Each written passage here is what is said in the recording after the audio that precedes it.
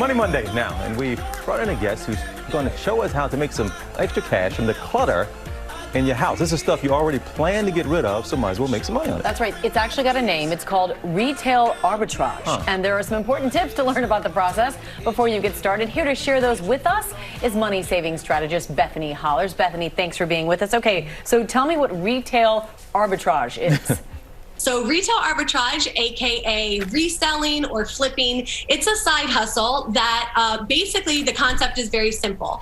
Buy low and sell high. So in a nutshell, retail arbitrage is when you buy something with the intention of selling it again for a profit rather than using or consuming that item yourself. All right, Bethany, before we get our hustle on, you got a few tips here. I got a few of them we can show folks, but start off small. Why?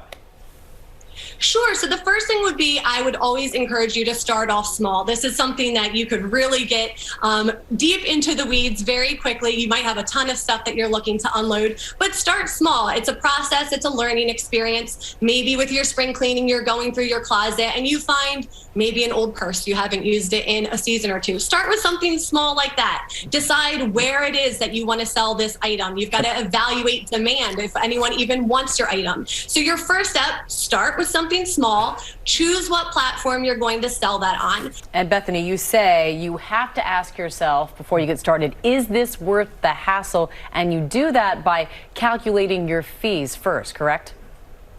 Yes, so I always say you're going to get into this, and before you sell any item, you do want to ask yourself, is this worth the hassle? There's a few things you want to take into consideration. Ultimately, what you're trying to determine is what we call your ROI, which is return on investment. Usually that is targeting financially your return on investment. Are you going to double your money? How much profit are you going to make?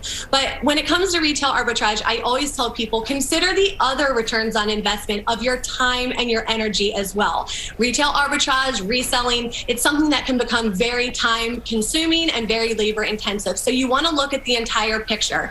If you've got that purse that you're going to sell on an online platform, but at the end of the day, after everything's said and done, you're only making $7 profit and you had to drive to the post office to sell it, that might not be for you a great return on your investment. So there's a few things that you want to keep in mind trying to determine that. As you mentioned, calculating your fees. No matter what platform you sell on, you are going to incur fees and expenses. If you sell someplace like eBay or Amazon, you're going to encounter them taking a cut of all of the sales that you make using their platform. There's going to be things like account fees, seller fees. If you use a third-party payment processor, you're probably going to lose some of your profit to transactional fees.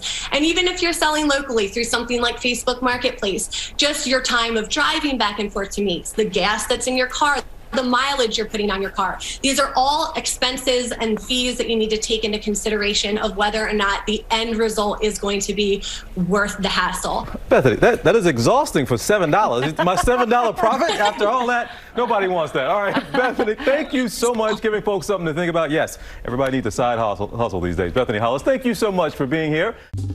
Well, hey there, GMA fans. Robin Roberts here. Thanks for checking out our YouTube channel. Lots of great stuff here. So go on, click the subscribe button right over here to get more of awesome videos and content from GMA every day, anytime. We thank you for watching, and we'll see you in the morning on GMA.